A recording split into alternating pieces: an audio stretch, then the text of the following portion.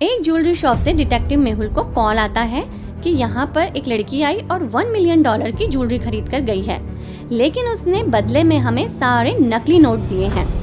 Detective Mehul तुरंत उस jewellery shop में पहुँच जाता है और वहाँ की सीसीटीवी फुटेज चेक करता है।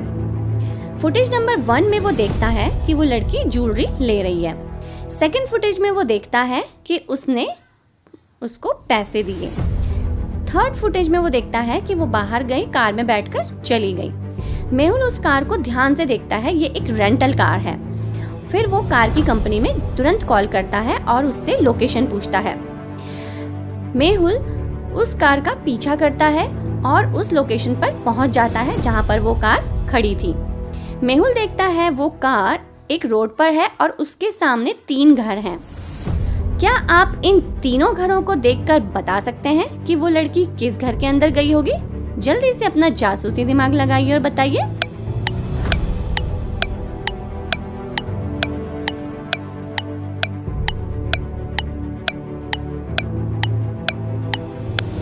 Yes, correct answer is house number A. जैसे कि आप देख सकते हैं उस लड़की ने हील्स पहनी थी, तो हील्स ओनली इसी घर के बाहर है। इसका मतलब लड़की इसी घर के अंदर गई। पहेली नंबर 2। मैरी एक डॉक्टर है।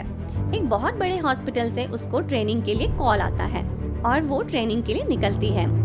हॉस्पिटल पहुंचकर सबसे पहले वो अपने सभी फ्रेंड्स के साथ मिलती है और सारे फ्रेंड्स मिलकर फोटो खिंचवाते हैं। फोटो खिंचवाने के बाद सब ट्रेनिंग के लिए चले जाते हैं, लेकिन अचानक ही सबको पता चलता है कि मैरी की डेड बॉडी स्टोर रूम में है। किसी ने उसका मर्डर कर दिया। इन्वेस्टिगेशन करने के लिए डिटेक्टिव मेहुल को कॉल किया जाता है।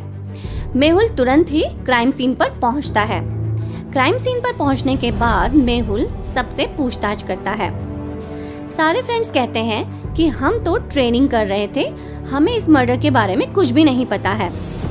क्या आप ये सारी फोटोग्राफ्स देखकर बता सकते हैं कि इसमें से मैरी का मर्डर किसने किया होगा?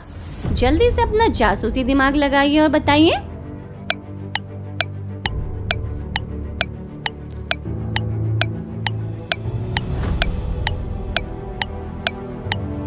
यस, करेक्ट आंसर इज ई। इसी डॉक्टर ने मैरी का मर्डर किया है क्योंकि इसके आई कार्ड की लेस यहीं पर गिर गई थी और इसने अपना आई कार्ड उसके बाद अपने पॉकेट में रखा था। पहेली नंबर 3। केविन अपने 3 roommates Sam, Oliver and Tom के साथ रहता है। आज केविन का बर्थडे है तो उसके पापा ने उसको बहुत ही एक्सपेंसिव वॉच गिफ्ट की।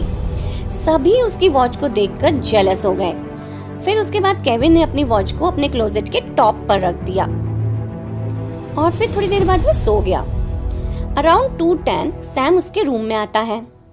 एट 2:30 ऑलिवर उसके रूम में आता है and at 3 o'clock Tom Kevin के रूम में आता है। 4 o'clock पर केविन जाग जाता है और वो देखता है कि उसके क्लोजेट के ऊपर उसकी वॉच नहीं है। वो चारों तरफ ढूंढता है तो उसकी वॉच डस्टबिन में होती है, लेकिन वो टूट चुकी थी। वो तीनों से पूछता है, लेकिन तीनों कहते हैं हमें इसके बारे में कुछ भी नहीं पता।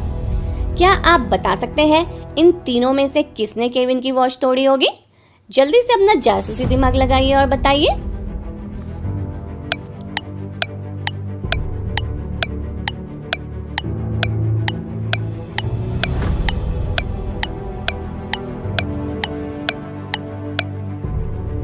Yes, correct answer is Oliver. जैसे कि आप देख सकते हैं ऑलिवर केविन के रूम में 2:30 पर आया था और जो वॉच टूटी है उसमें टाइम हो रहा है 2:35। इसका मतलब ऑलिवर ने ही ये वॉच तोड़ी है। पहेली नंबर 4। आफ्टर समर वेकेशन 4 बच्चे वापस स्कूल आते हैं। उनके टीचर को अफ्रीका बहुत पसंद है तो चारों डिसाइड करते हैं हम उनसे कहेंगे हम अफ्रीका घूमने गए थे। वो अपने क्लासरूम में एंटर करते हैं तो सर पूछते हैं बच्चों कहाँ गए थे घूमने? तो वो बताते हैं सर हम अफ्रीका गए थे। फर्स्ट किड उनको बताता है सर मैं वहाँ पर डेजर्ट सफारी गया था, ये देखिए वहाँ के पिक्स। सेकंड किड कहती है सर मैं वहाँ के लोकल एनजीओ के साथ मिलकर स्ट्रीट्स क्लीन कर रही थी, ये देखिए हमारी पिक्स। थर्ड किड कहता है सर मैं वहाँ पर जू गया था, वहाँ बहुत सारे एनिमल्स थे, वो भी अपनी पिक्स दिखाता है। फोर्थ किड कहता है सर मैंने डेजर्ट में कंगारू देखा, ये देखिए मेरी पिक्स। लेकिन इन चारों के स्टेटमेंट्स में एक का स्टेटमेंट झूठ है और सर वो पकड़ लेते हैं। क्या आप बता सकते हैं इन चारों में कौन झूठ बोल रहा है? जल्दी से अपना जासूसी दिमाग लगाइए और बताइए।